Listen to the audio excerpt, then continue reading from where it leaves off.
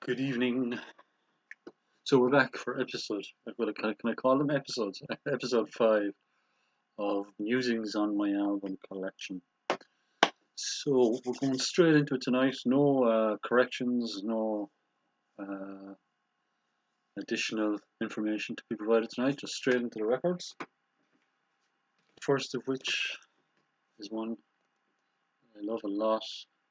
Sorry, I'm trying to get this Microdisney 39 minutes. It's a great album. I really love this album. It was their last album, released in 1988, so fairly modern. Fairly modern. Well, actually, because we're looking at my records, I didn't get into this recent vinyl thing at all, really.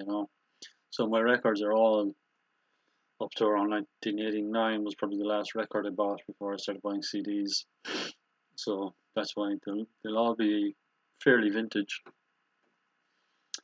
But Microdisney, yeah. So uh, this was their last album. Microdisney were one of those bands like the Go-Betweens that were loved by the critics, and they just did not get the love from the general public. Never sold a huge amount, and it wasn't really a surprise when after 4 albums they said, "Let's go our separate ways." Um,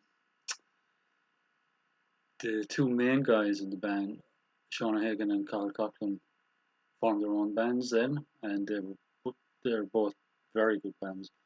The High Llamas and Fatima Mansions, respectively. High Llamas, I only have one of their albums, but I really like it. Giddy and Gay. I must check out their other stuff.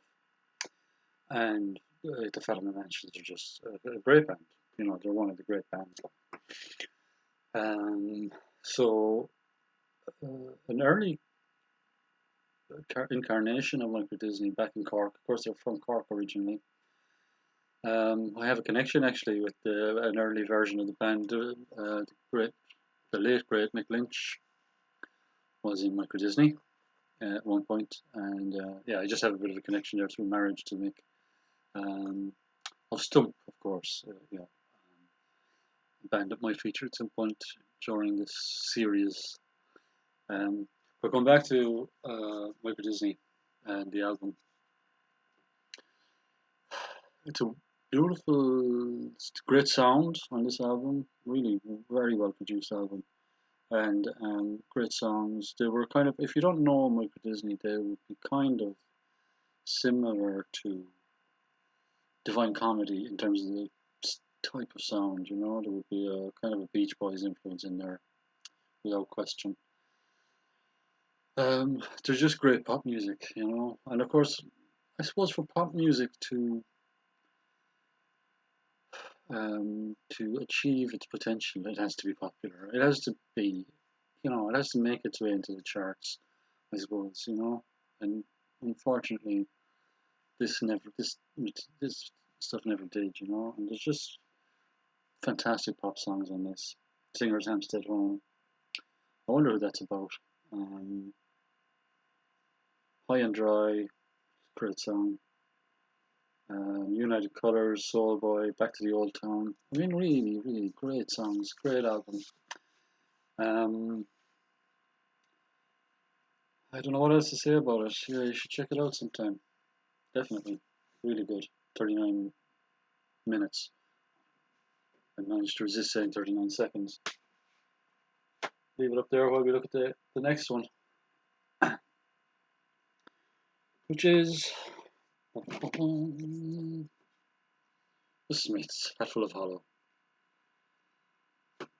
which isn't one of their official albums in a way. It's kind of like, even their first album came out in early 1984, and this came out in late 1984.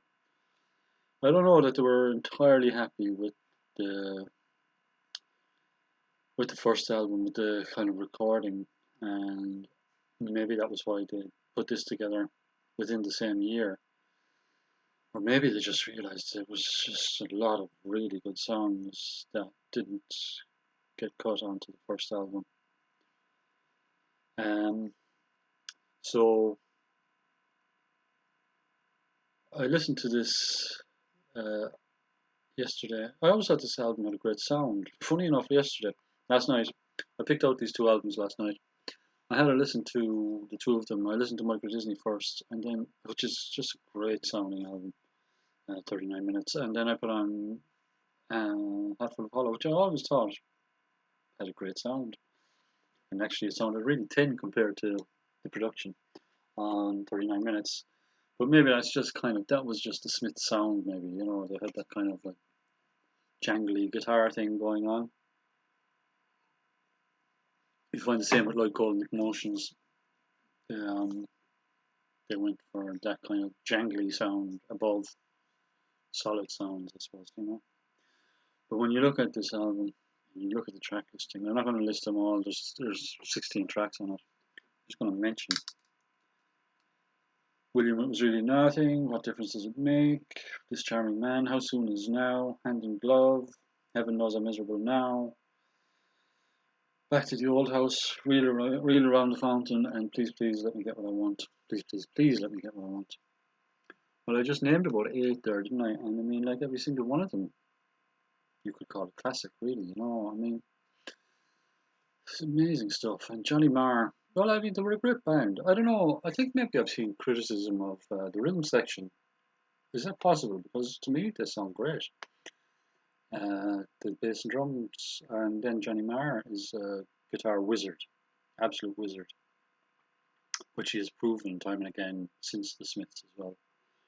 But the one song actually that I noted particularly last night was How Soon Is Now, because I always kind of noted that it had this kind of Bo Diddley shuffle rhythm, and I just realized last night for the first time that rhythm is really it's not done with chords, it's done with kind of effects, pedal effects, and it's really, really amazing, fantastic sound. So I mean, oh yeah, this album, of course, for me personally, this is an album that's emblematic of an era. Some albums have that, thing. This was I, I bought this in my last year in college, and I hadn't liked the Smiths actually. Saw them on Top of the Pops. Same thing as with the Undertones. Was not impressed. Thought Morrissey was a prat, and prancing around the place with these flowers and stuff. I just didn't go for it at all. But my sister Ellen, who always kind of had a little bit of she always really kind of liked flamboyant characters. She liked Freddie Mercury. When I thought Queen, were just not cool. She loved Prince, of course I like Prince, and she thought she really enjoyed Morrissey when she first saw them. And so that made me think a little bit again about them, or give them another look. And then I saw them live, and they were fantastic live, great live band. So that kind of converted me to them, I suppose.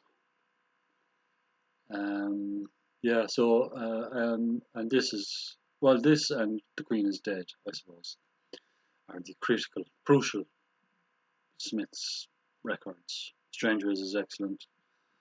I loved Meat is Murder when it first came out, but I think it's probably their weakest album.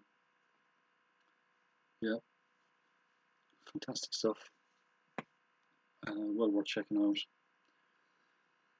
And we won't say anything about Morrissey himself and his latter career. I think we'll leave it at that.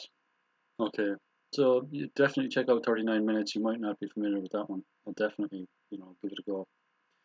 And revisit this if you already know it, or check it out if you don't. Okay, take care of yourselves.